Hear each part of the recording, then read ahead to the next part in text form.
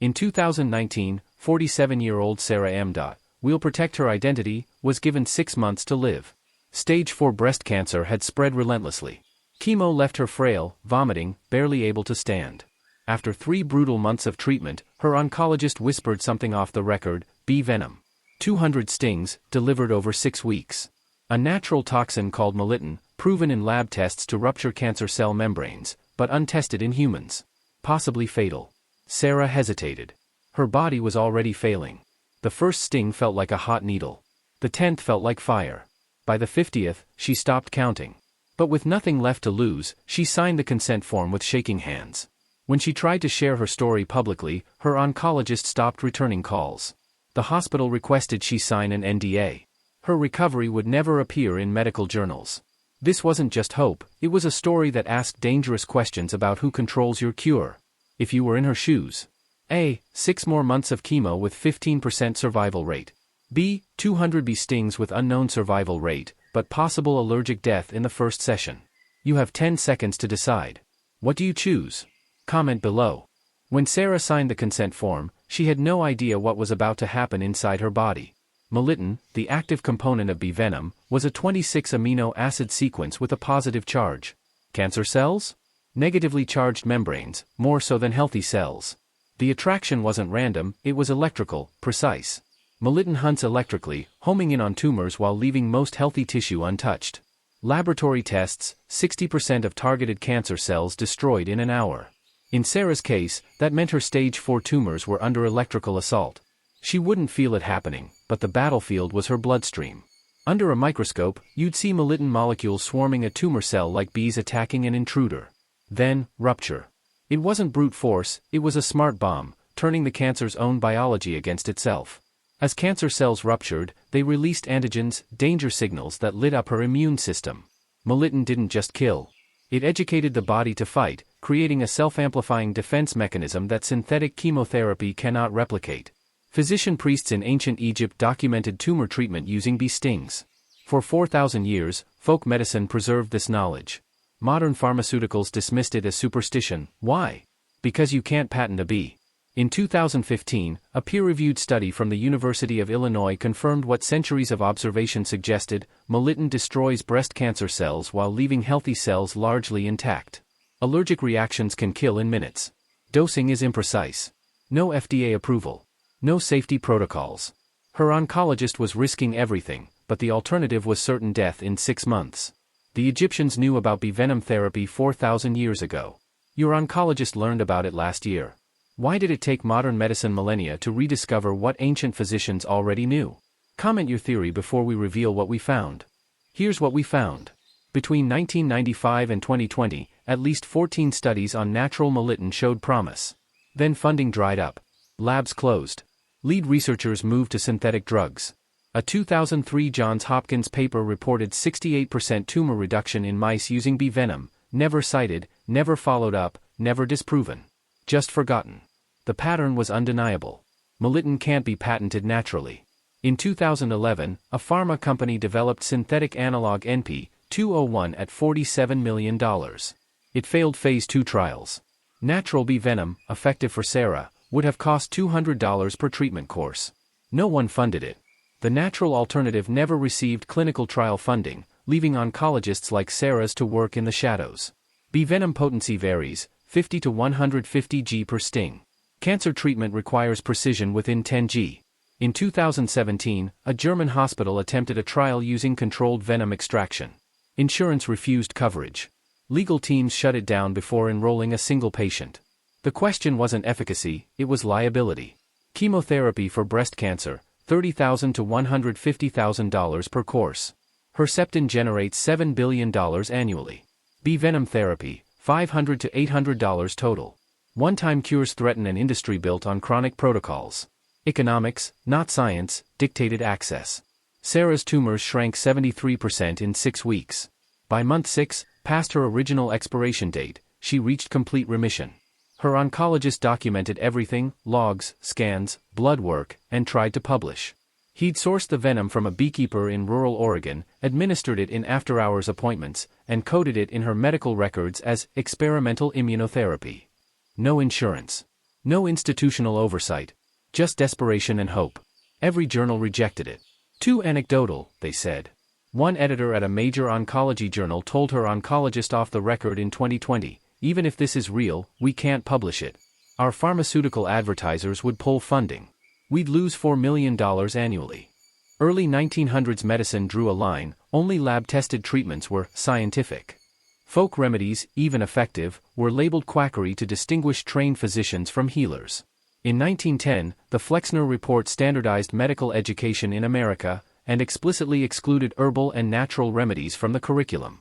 Pharmaceutical science became the only legitimate path. By the 1980s, Melittin's mechanism was understood, but the patent system was entrenched. Nature's cures had no economic place.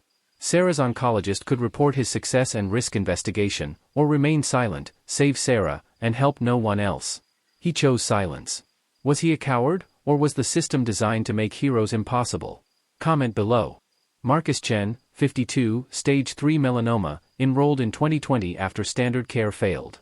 His oncologist, Dr. James Park, Seattle, offered an off-protocol option, controlled Venom apitherapy modeled on earlier experimental approaches. Marcus agreed. Early labs looked promising, tumor markers dropped 31% by week 4.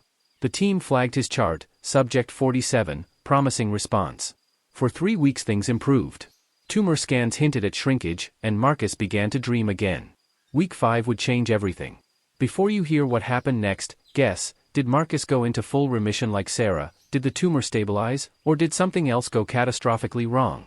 Hold that thought. The 47th session took place in Dr. Park's private clinic, no ICU bed, no crash cart nearby. 10 minutes after the stings, Marcus's hands tingled, then his lips swelled. "I can't breathe," he gasped. Blood pressure collapsed to roughly 80/40, oxygen saturation plunged to 84%. The office turned into a crisis scene, epinephrine autoinjector, for steroids, oxygen mask. The oncologist ordered emergency transport. Marcus fought for his airway in the back of an ambulance. He survived the night in ICU, but it was close. Marcus lived, but not unscathed. The anaphylactic shock left him with acute kidney injury. His GFR fell from 90 to 52. He avoided dialysis, but was diagnosed with chronic kidney disease. His melanoma stabilized, no remission, no progression. A hollow result, survival with permanent organ damage. Dr. Park documented everything and submitted a case report to 3 journals, Journal of Clinical Oncology, Cancer Research, and Experimental Therapeutics. All 3 rejected it within weeks. The peer reviewers' notes were similar: case details unapproved protocol, could encourage unsafe off-label experimentation. Recommend after formal trial approval. The adverse event file, labeled Adverse Event 47, was archived. The data existed, but the institutional channels closed around it. Dr. Park followed protocol and reported the event to his hospital safety board. Within months he was under investigation. Within 6 months his license was suspended pending review. Marcus wanted his story told, to warn others, but the system's response transformed his experience into a redacted cautionary tale. Subject number 47 became the unreported truth about Melittin's risk, proof that promise and peril can sit side by side. Marcus lived, but not whole. His kidneys are damaged, his data locked away. Should journals publish adverse events from experimental treatments even if that might scare desperate patients? Or does omission protect people from reckless tries? Comment below. Marcus survived, but his survival was complicated. The melanoma was gone, every scan came back clean. But his kidneys never recovered from the Venom storm. Within 6 months, his license to work had already been suspended. Dr. Park's case was sealed away. By then, Marcus was on permanent medications for hypertension and declining renal function. 2 years later, his GFR dropped to 38. Dialysis preparation began. His nephrologist puzzled over the accelerated decline. No record of Venom appeared in Marcus's transferred files. The treatment had been coded only as experimental immunotherapy and locked in Dr. Park's sealed investigation file. The connection between his cancer cure and his kidney failure was officially invisible. Marcus himself felt the weight of that silence. "I wake up every day and wonder if I made the right choice," he told us in 2023. "The melanoma would have killed me in a year. This kidney disease might take 20. Did I gain 19 years, or just choose a slower death? And the worst part? No one else will learn from my mistake, or my survival, because the data's locked away." That frustration drove him online. In 2022, he found patient forums where desperate families discussed Venom therapy. They cited the same studies you heard about earlier, 68% tumor reduction, rapid cell apoptosis. The posts were hopeful, sometimes ecstatic. But nowhere did anyone mention long-term damage. Marcus typed out his story: near-death allergy, kidney collapse, ongoing treatments. He showed it to his wife before hitting post. She shook her head. If you say you survived, they'll ignore the warning. If you say you nearly died, they'll call you pharma propaganda. He closed the laptop. His silence became its own kind of suppression. He did try one more official route. In 2021, Marcus wrote a letter to the state medical board, asking them to unseal Dr. Park's patient file. He even volunteered to testify about the long-term effects. The reply came 3 months later: denied, information restricted under active review. Marcus's experience had been reshaped by decisions made above him, journals rejecting data, hospitals locking files, regulators silencing testimony. The answer to the question, who decides what patients are allowed to know, was, it turned out, everyone except the patients themselves. Marcus is alive today. But ask yourself, what matters more, the cure that worked, or the cost no one is allowed to count? Marcus is alive in 2025, cancer-free but tethered to twice-weekly dialysis, waiting on a transplant list that averages 3 years. His kidneys are gone. His file remains sealed. We turned our focus to Dr. Park. After his license suspension in 2021, he disappeared from institutional rosters. Colleagues stopped returning emails. His last public record was a conference abstract in 2022. By 2023, even his LinkedIn account had been deleted. One former collaborator told us, he's either gone underground or he's done completely. The science looks messy, strong lab studies, but human trials are essentially absent, and multiple promising papers were retracted. That patchwork explains why clinicians can't recommend it and why researchers quietly stopped. Following the paper trail, multiple groups who published Melittin work in the mid-2010s stopped or had papers retracted. At least 2 Melittin papers were formally retracted in 2024, including Investigating the Effects of Melittin-Loaded Pectin, retraction notice published April 2024, ResearchGate. Lead authors' public records vanished or were altered. That leaves a gap. Who will defend the data? Were papers retracted for poor science, or because results threatened commercial models? Some cite methodology, others, institutional disputes. What's clear, scientists pulled back, trials stalled, and case reports never became studies. That ambiguity, not tidy conspiracy, keeps the story dangerous. Dr. Park's trail only deepens that ambiguity. We tried to contact him during this investigation. His email bounced. His professional address in Seoul was closed in 2023. The P.O. box forwarding his correspondence? Cancelled. Yet a Korean-language oncology blog reported someone matching his description attending a closed-door biotech meeting in early 2024. No photos. No paper trail.